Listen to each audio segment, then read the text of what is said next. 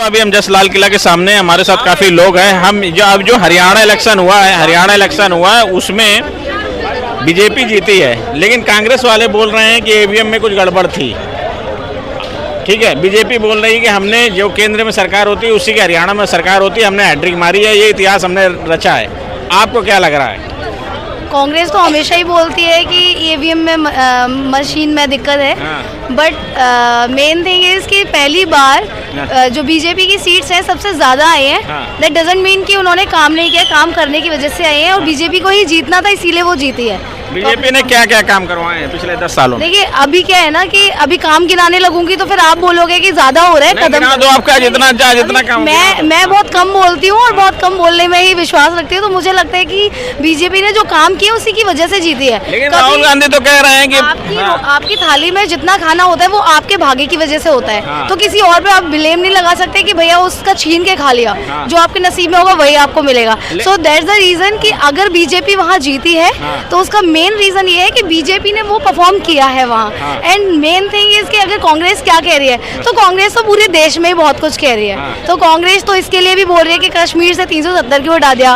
कांग्रेस तो इसके लिए भी बोलती है कि भाई बीजेपी वाले केंद्र में क्यों है, हमें होना चाहिए। तो कांग्रेस में ऐसा लीडर होना चाहिए पहले तो कुछ करने लायक, तो पप्पू टाइप्स हटे थोड़ा सा, कुछ तभी होगा बदलाव।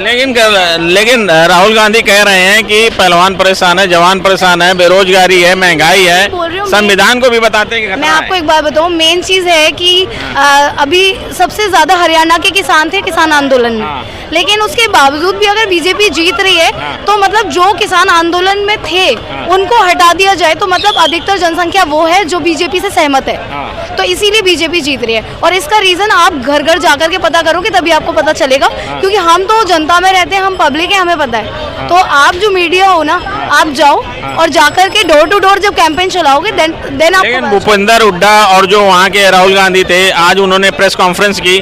भूपेंद्र हुड्डा और उनके पूरी टीम ने कहा कि वहाँ पे ईवीएम कुछ जिलों में ईवीएम हैक की गई, उनकी 99% बैटरी थी, ये चीजें उन्होंने प्रेस कॉन्फ्रेंस में बोली। मैं बताऊँ, जहाँ पे कांग्रेस की सरकार बनती है तो वहाँ बीजेपी वाले या कोई भी विपक्षी दल होगा वो यही बोलेगा कि यहाँ पर इन्होंने मशीन में दिक्कत करी है।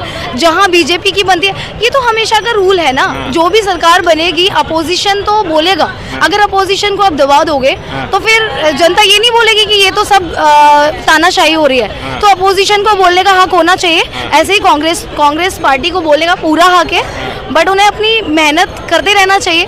आई होप कभी ना कभी उनकी भी सेंट्रल में सरकार आएगी, हम इस चीज़ पे विश्वास रखते हैं, लेकिन उसके लिए उनको पप्पू थोड़ा सा रिप्लेस करना पड़ेगा पप्पू को। एक बड़ा और मुद्दा चल रहा है, जो दिल्ली में सीएम थे, जो उन्होंने बंगला अपना खाली किया, उस बंगला में सीएम दूसरे सीएम को घुसने नहीं दे रहा है। पीडब्ल्यूडी कह रही है लॉक लगा दिया उसमें। ये फिर आम आदमी पार्टी की पर्सनल वो हो गई ना। तो अभी हम जो सेंट्रल पर बात कर रहे हैं ना, नहीं पर्सनल नहीं है, संजय सिंह बोल रहे हैं। हाँ मैं बताऊं, ये पीडब्ल्यूडी जो कर एक सिस्टम होता है। गवर्नमेंट का बंगला जब खाली होता है ना, उसकी चाबी दूसरे को नहीं दे सकते, उसकी चाबी पीडब्ल्यूडी को देनी होती है। पीडब्ल्यू फिर दोबारा चाबी देता है। ये गुंडे ऐसे हैं, इन्होंने मेरे को अपनी जेब से चाबी निकाली, इसको दे दी, इल्लीगल काम किया, दे ही नहीं सकते उसको। कोई सिस्टम से चलोगे ना, गवर्नमेंट ने मुझे बंगला दिया, मैंने खाली करना है, दोबारा इसको देना है, तो मैं इसको थोड़ी चाबी देके चले गया। आम आदमी पार्टी वाले कह रहे हैं कि ये कब्जा करना चाह रहे हैं सीएम हाउस में बीजेपी वाले। पीडब्ल्यूडी है, वो पीडब्ल्यूडी है ना, जो दिल्ली गवर्नमेंट के अंडर ही आती है, दिल्ली सरकार के अंडर आती है। लगाया भैया? पहले एक मिनट बात समझो, मेरी बात समझे आप। आपका घर है, आपने मेरे से किराए पे ले रखा, जब वापस करके जाओगे तो मालिक मकान को चाबी देकर जाओ, दूसरे किराएदार को दे जाओगे। चीफ मिनिस्टर बदला तो तूने चाबी उसको दे दी, तुम्हारे बाप का राज है। पहले समझना चाहिए ना, इसके बाप की गवर्नमेंट नहीं है, कानून से चलता देश।